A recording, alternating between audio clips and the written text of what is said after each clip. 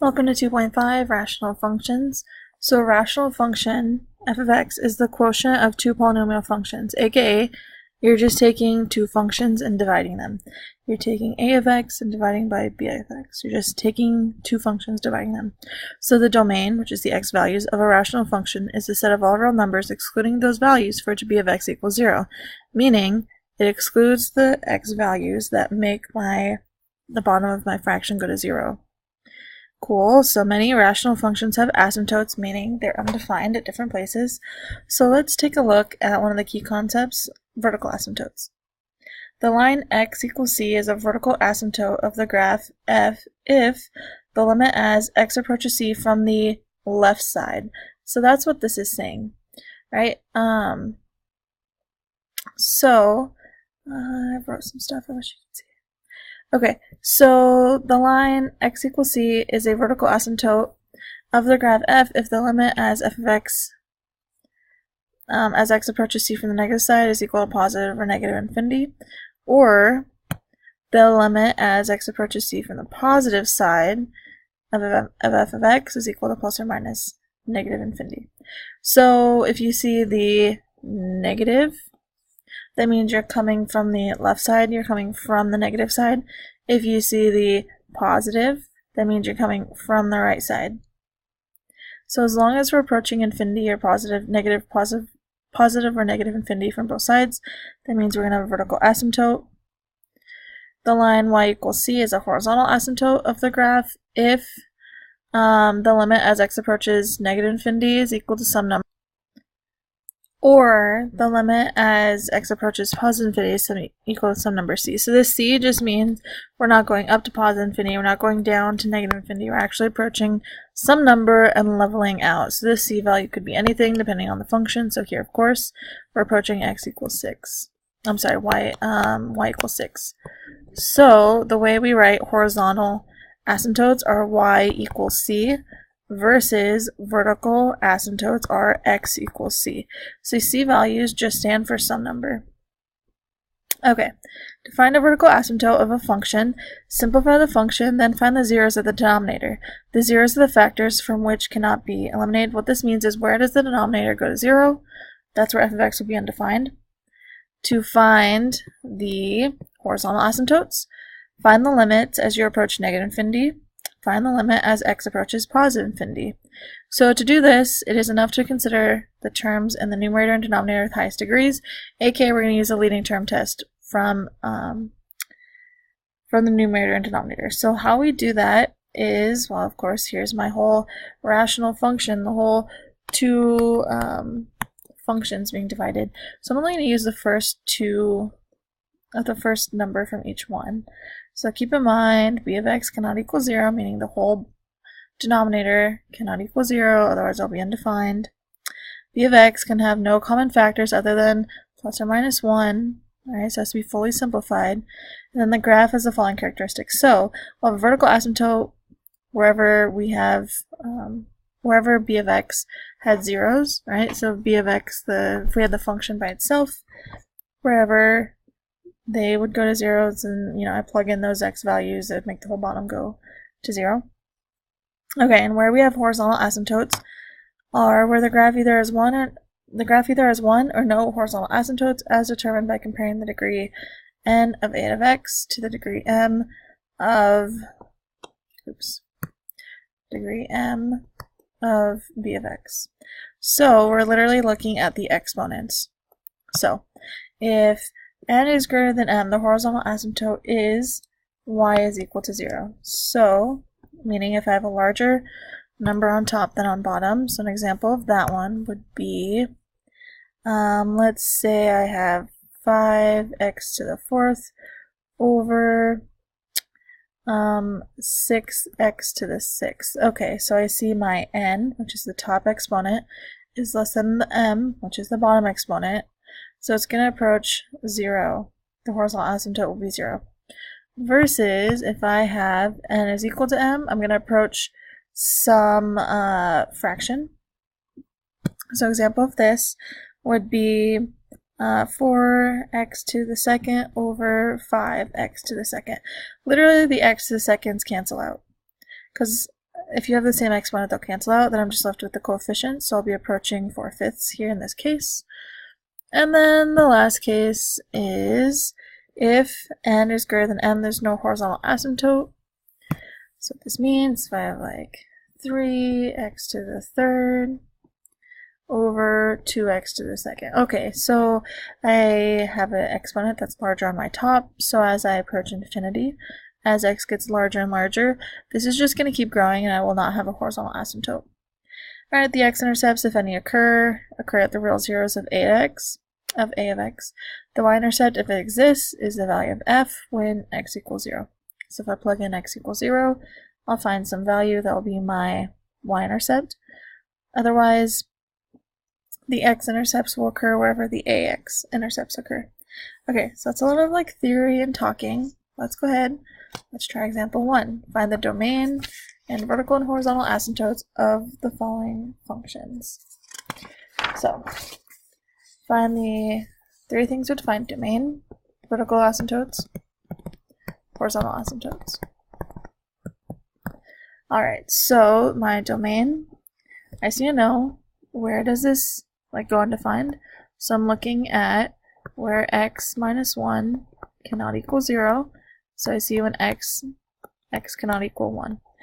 Okay, so my domain is going to be negative infinity to 1 in union with 1 to positive infinity. So the reason I have parentheses is because I don't want to include 1.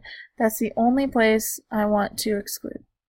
Alright, so my vertical asymptotes, my vertical asymptote is going to be at x equals 1. Alright, because that's my 0 of the denominator. Alright, so those two, a little bit easier. And then my horizontal asymptote. Okay, so I'm going to take the leading of numerator and denominator. I'm going to take the leading terms.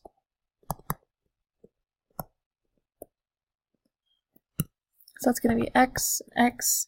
So I'm going to have the limit as x approaches infinity of 1x over 1x. So literally the x's cancel out. I'm left with 1. Okay, so I'm going to have a horizontal asymptote at y equals 1.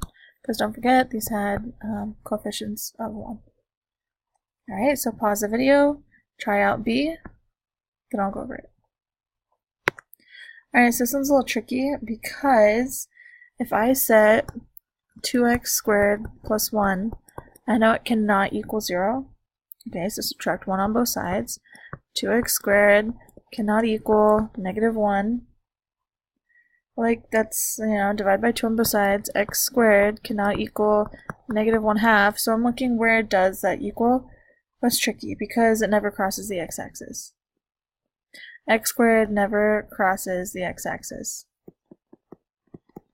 What I mean by that is literally, if I would draw x squared, it's not crossing the x-axis. So there's nowhere where it's going to be equal to negative 1/2, like never. Meaning, I can plug in any value into x, plug in a negative value, right? The negative squared gives me some number, plug in a positive value squared times 2, okay, it gives me a number. Like, this will never equal 0. I can plug in 0, right? 0 for x, 0 times 2 is 0, plus 1 is 1. Okay, so literally the domain is going to be all real numbers from negative infinity to infinity because there's not a value that will make this like have an asymptote, right? So there's no vertical asymptote because there's no 0 in the denominator. Because if I take, it doesn't make sense to like take the square root, because x is equal to plus or minus square root of negative 1/2. Like, no, that doesn't make sense.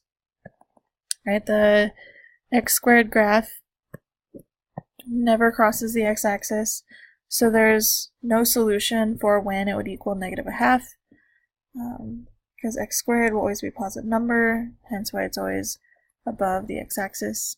Alright, and then I want to find out where it has a horizontal asymptote.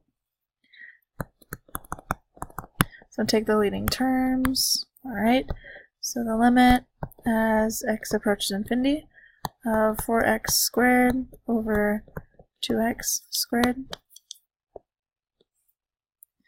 Well, let's see, these cross out. 4 over 2 is equal to 2. So I have a horizontal asymptote at y equals 2. Alright, so graphing rational functions. Graph the following functions, state the domain, and then show all asymptotes. So let's see, where does x squared minus 4 equal 0?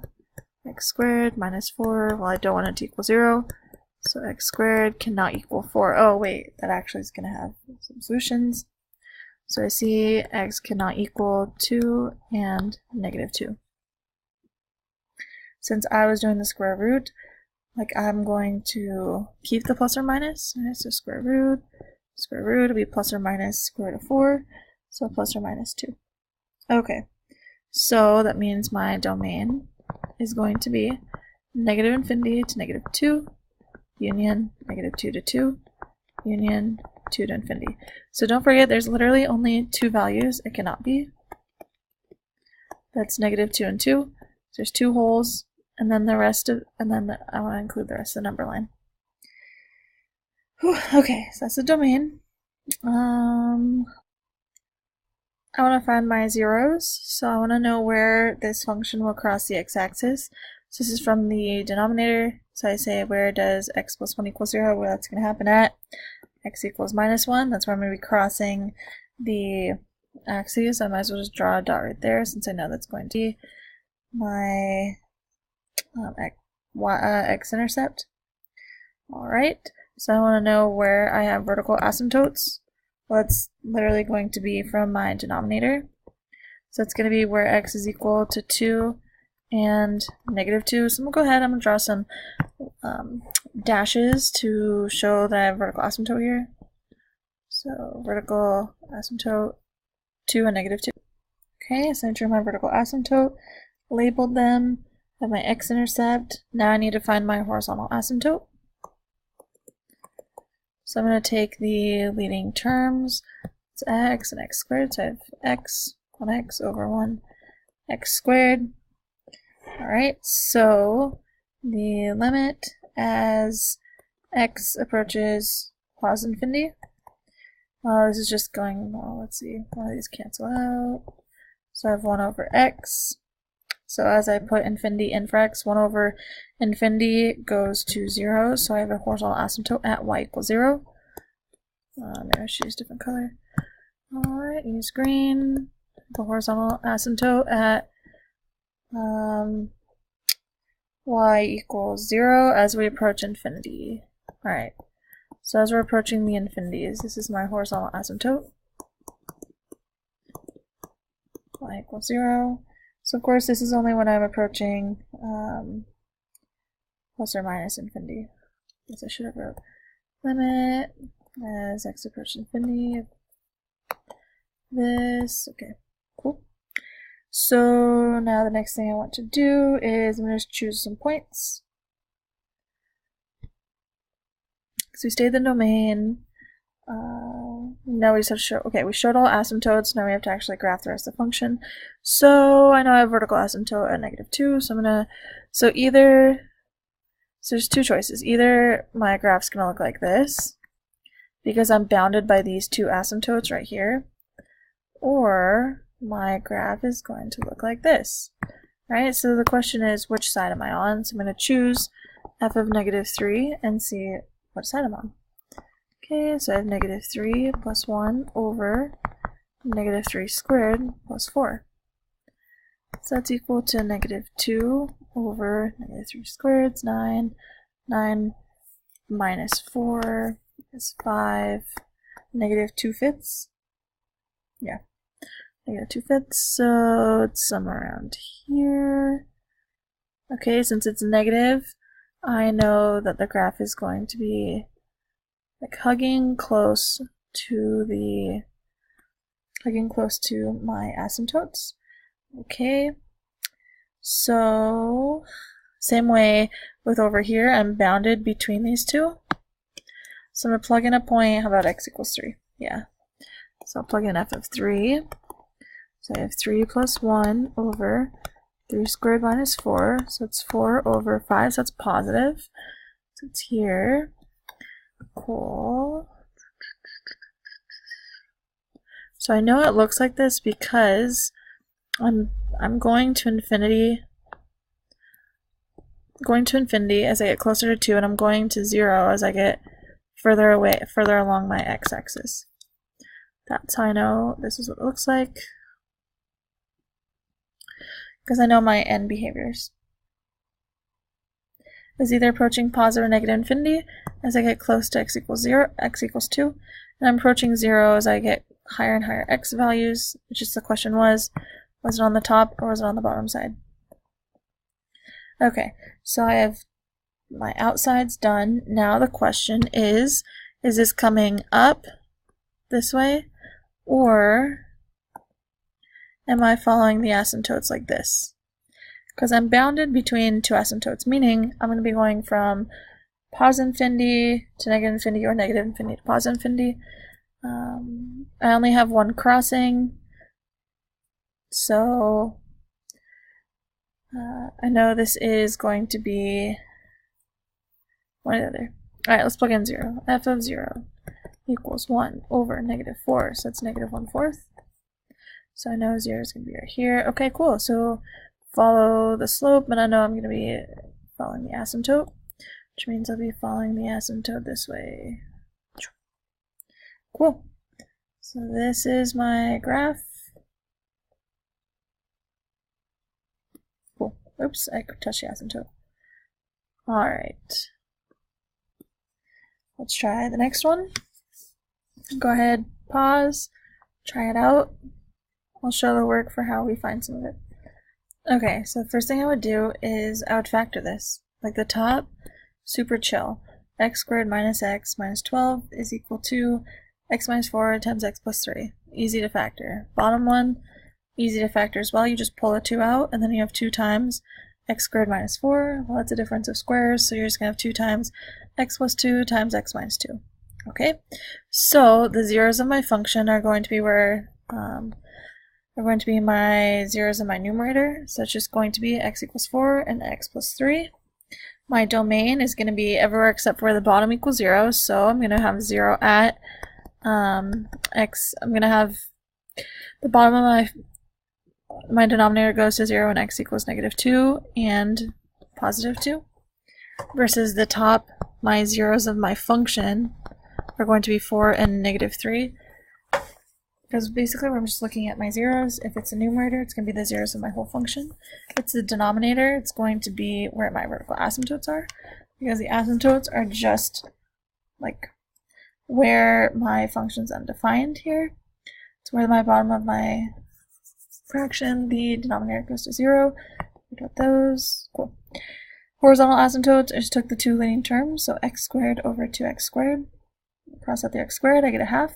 So I have a horizontal asymptote at y equals a half. See, so I found my x-intercepts, which are my zeros, x-intercepts.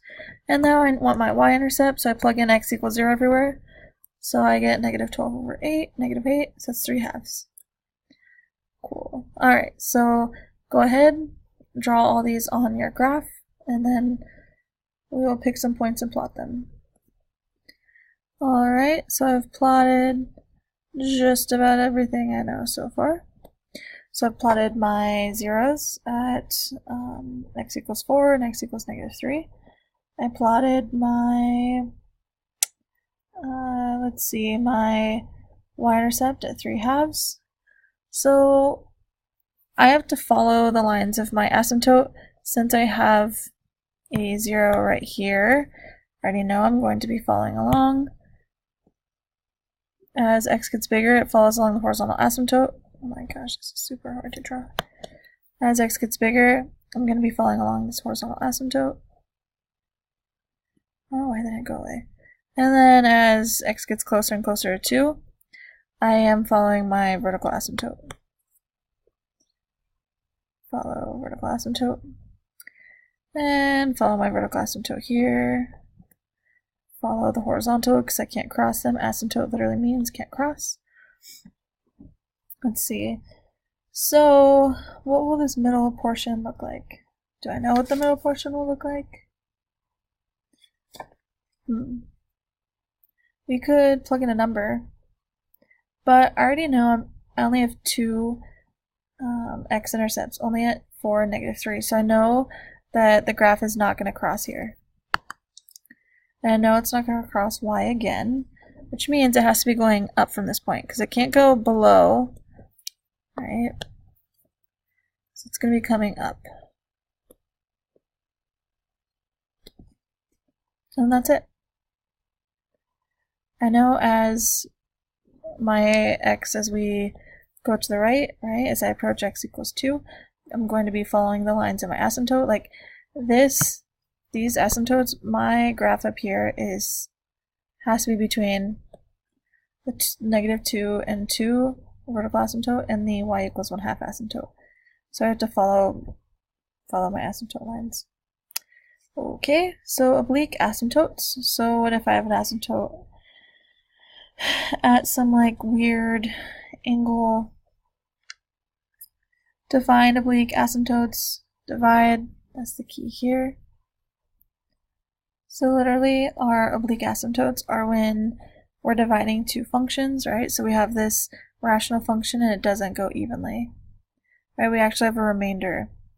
So if we have an oblique asymptote, the equation, literally if n is equal to m plus 1, the function is just going to be the quotient polynomial. So literally it's the equation for the oblique asymptote, your quotient.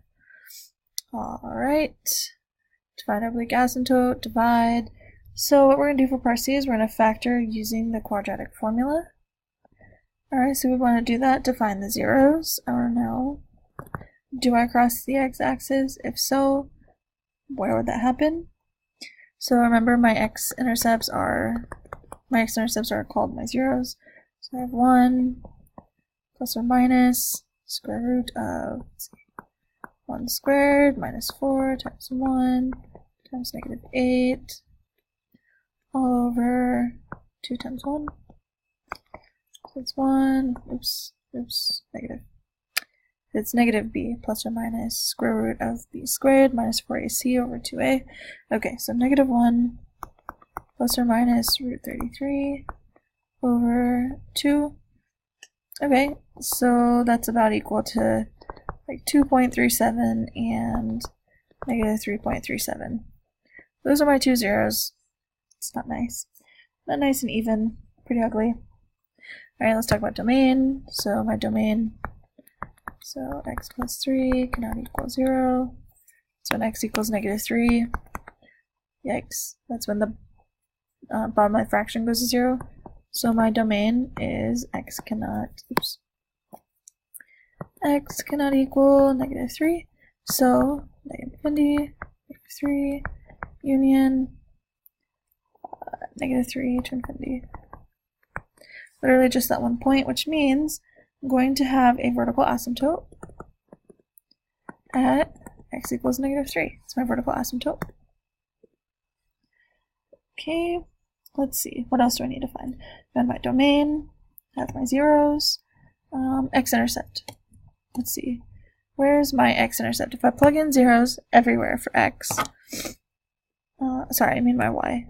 I have my x-intercept already. My y-intercept, to plug in zeros everywhere, I have -8 over 3. Oof, okay.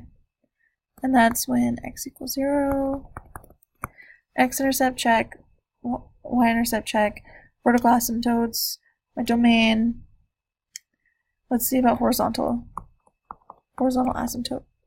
So I'll take leading coefficients of both of these. So the limit as x approaches infinity of x squared over x.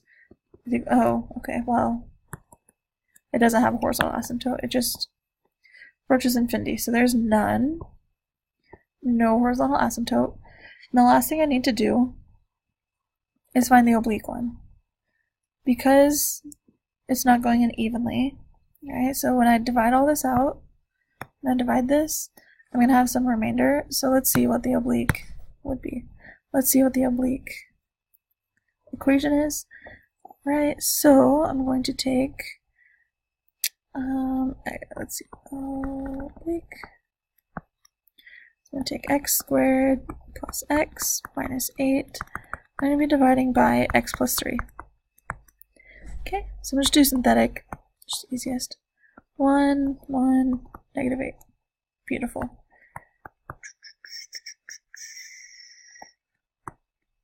Oof, oof, oof. Okay. I do have a remainder. That's fine. Because the function for the oblique asymptote is literally the quotient. We don't care about the remainder. It's the quotient. That's the function for oblique asymptote. It's the quotient. I'll have a remainder of negative 2, but that doesn't matter. The only part I care about is here. So the equation is going to be x minus 2. That's the equation for the oblique asymptote. It's y is equal to x minus 2. We know what this looks like. X minus 2, well, it's just going to be like this.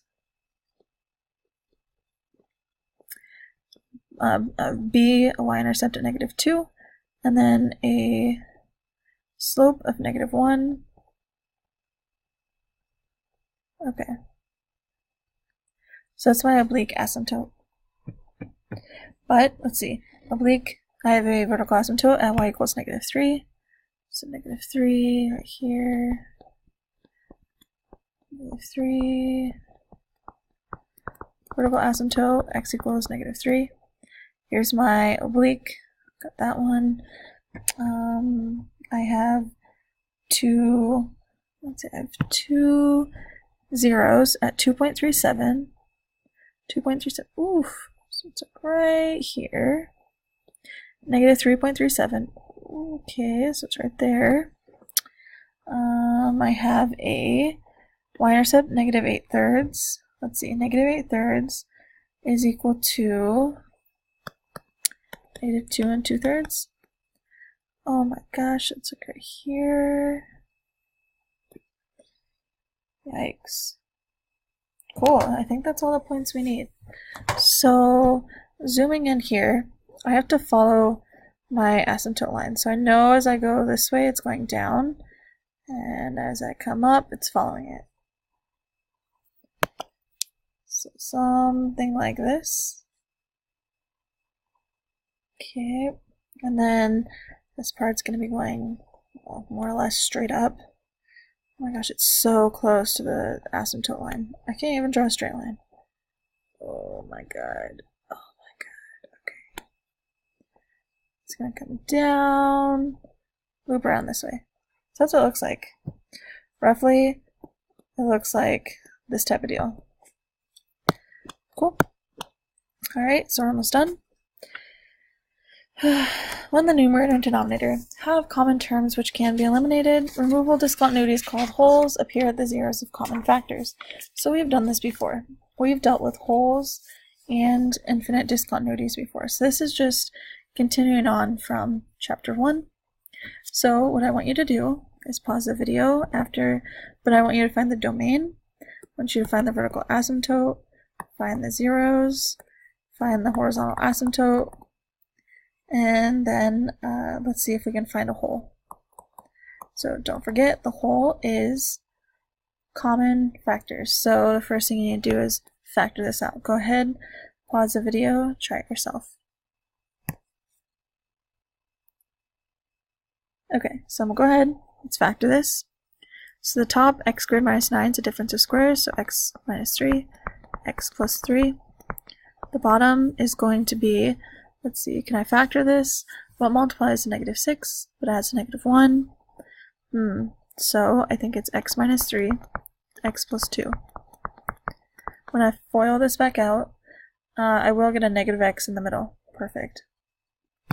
Okay, so this guy cancels out, so that means I'll have a hole at, when x minus 3 equals 0, aka at x equals 3, I'll have a hole.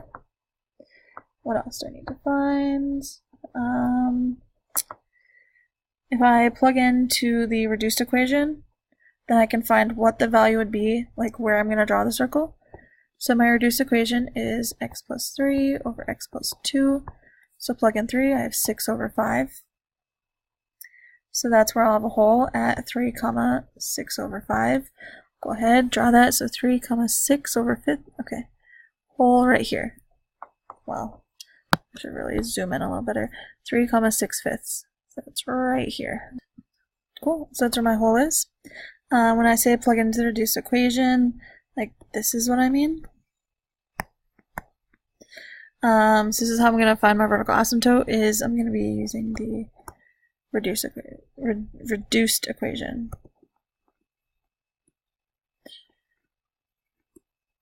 Okay, found the hole. Well, let's see.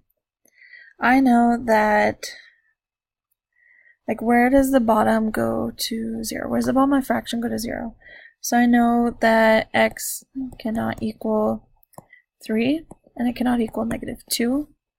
Alright, so those are the two, like, what make two numbers that make the bottom of my fraction go to 0. So my domain is going to be -infinity to -2 union, -2 to 3 union, 3 to infinity. So those are the only 2 points I want to cut out. Now, we already know there's a hole at x equals 3, so that's a hole, but my vertical asymptote is going to be at x equals -2. Because that's the one that's left, right? The one that crosses out is your removable. The one that's left is going to be my vertical asymptote. So draw a vertical asymptote at x equals -2. Okay. Cool. My zeros. Let's see. So I'm wanting to find my, let's see, x-intercept. Let's see if I have a y-intercept. So my x-intercept, well, judging from, so to find my x-intercepts, I look at the top of the equation. I look at the top of my fraction. So that will be where x equals 3 and x equals -3, but we already know x cannot equal 3. That's not okay. Because if x equals 3, the bottom of my fraction goes to 3. I have removable discontinuity. Alright, my y-intercept, if I plug in 0 everywhere, I will have, oh my gosh, okay, y-intercept, plug in x equals 0. So I have -3 times 3 over -3 times 2. So that's -9 over -6, which is equal to 3 over 2. Horizontal, yeah, just need my horizontal now. Okay, check it out, x squared. So the limit as x approaches infinity of, well, let's see, x squared over x squared is equal to 1. So I have a horizontal asymptote at y equals 1. So go ahead, draw that out. And this is when, this is for the infinite values. So as x approaches positive infinity and as x approaches negative infinity, this is my horizontal asymptote at y equals 1. Okay, so I have my hole plotted. Alright, you can see it's literally an open circle. Alright, I'm not including it, it's an open circle right here. I know that I have a y-intercept at 3 over 2. So 3 over 2 is right here. Oh my god, load. 3 over 2 is right here. I know I'm going to have an x-intercept at -3, which is right here. So I'm going to be going this way from here.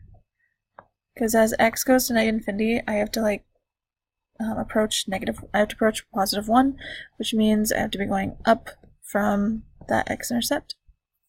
Oh my gosh, if only I could draw. Okay, and then I know as I'm going here, I'm getting closer and closer to y equals 1. And then I'm going to be approaching an infinity as I go to my left. Yeah, and then that's it. I graphed the whole thing. Alright, so let's keep going. Solving rational functions. To solve a rational function, multiply each term in the equation by the LCD, so that's the least common denominator of all the terms in the equation. Be sure to check for extraneous solutions. Alright, So solve the following function, state any restrictions, and check for extraneous solutions. So give it a try if you remember, otherwise we can get going. Okay, so I need to get rid of this x minus 6 character. So it's in the bottom of the fraction because I'm trying to solve what x would be equal to. So I'm going to multiply everywhere by x minus 6, which means I'll have x times x minus 6 minus 4 equals 0. So I know that since this is the bottom of a fraction, I know that x minus 6 cannot equal 0. So therefore x cannot equal positive 6. So that's what it means when it says state any restrictions. Literally, x cannot equal 6. My least common denominator here was x minus 6, because I'm wanting everything to have the same bottom of the fraction, because technically over here, this x was like x over 1. So I just multiplied by x minus 6 everywhere. That part crossed out from there. Okay, so now it's not too bad. We just have to distribute. So I have x squared minus 6x minus 4 equals 0.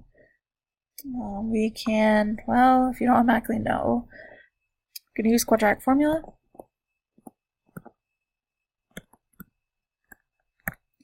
Okay, so x is equal to negative 6.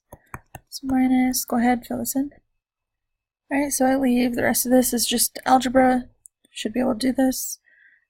Filling in the quadratic formula is algebra 2, chapter 4, I don't know, section 4 or something. So the rest is just algebra. The hardest part was literally solving for x, trying to get x by itself, so getting that x minus 6 away from the denominator. So we already stated the restrictions, x cannot equal 6. It says check for any extraneous solutions.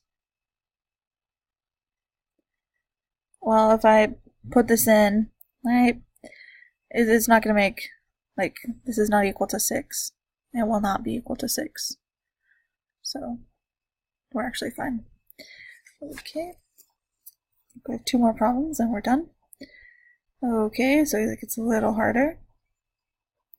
So pause the video, try it yourself, and I'll put the solutions on there. See if you can find the least common denominator. So the key here is knowing like what to multiply by. So the least common denominator is going to be x minus 6 times x plus 3. Which means, well, hopefully, yeah, that's what this goes to. That's what this is equal to. So I know that x cannot equal 6 or negative 3. So I need to multiply by, let's see, go through. I have to multiply over here by x minus 6 over x minus 6. That way the bottom will go to x squared minus 3x minus 18. Multiply this one by x plus 3 over x plus 3. Because x squared minus 3x minus 18 is the same as x minus 6 times x plus 3. Okay. So as long as we stay the restrictions, we can more or less, well, ignore is not the right word, but let's try to solve the top part first. So I have 2x times x minus 6 plus 3 times x plus 3. X plus 3 is equal to 27. Okay, so I have 2x squared minus 12x plus 3x plus 9. Combine like terms. Alright, combine like terms. Alright, move the 27 on the left side, and then we can try to factor this. So 2x and x, because the only 2 factors that go to 2 are 1 and 2. Let's see. What if I have negative 6 and 3? So when I FOIL this out, I'll get negative 12x plus 3x, so it goes to negative 9. When I multiply 3 and negative 6, it goes to negative 18. Okay, so we already know x cannot equal 6. Well, okay, getting a little ahead of myself. So the two solutions to this are negative 3 over 2 and x equals 6, except we already know x cannot equal 6. So the only solution is x equals negative 3 over 2. That's it. So how you solve this, let's see, a times c is negative 36, coming back to the step. And then b adds negative 9. So two numbers that add to negative 9 multiply to negative 36 is going to be negative 12 and 3. So that's what my two O and I of my FOIL, right? FOIL method. My O and my I, one of them has to be 3, the other has to be negative 12, and that's what they are. Anyway, I think that's all for this problem. We can try part C. Go ahead, pause it. We'll come back. Okay, so clearly x times x plus 6 is the smallest, so least common denominator is x times x plus 6. So, because this is the same thing as saying x times x plus 6. Alright, so as long as we have, let's see, x cannot equal, well, if this goes to 0, that's 0. If this goes to 0, x cannot equal 6, and x cannot equal 0. So 0 or 6.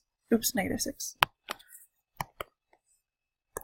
Because if it equals 0 or negative 6, that means the bottom of my fraction goes to 0. Okay, let's see. This one has to be multiplied by x to get to be x times x plus 6. This one has to be multiplied by x plus 6 over x plus 6. So we're just going to take the top to solve. So I have negative 12 is equal to 2x plus x minus 2 times x plus 6. So I do need to FOIL this out. Alright, need to FOIL this out first. Outer, inner, last. Negative 12 equals 2x plus x squared plus 6x minus 2x minus 12. Combine like terms. Alright, I'm going to add 12 on both sides. So add 12, notice those go away. Oof. So 0 is equal to x squared. Those go away. The plus 2x and minus 2x. 2x, let's see, x squared plus 6x. So, keep going, 0 is equal to x. Pull on x because it's the common factor. Interesting. So, I see x equals 0, or x equals negative 6, except cannot be either one because those are my restrictions, so we have no solution. No solutions. Because the 2x values I got are my restrictions, because that would make the bottom of my fraction be infinite. Alright, so that's no solution. That's it for 2.5.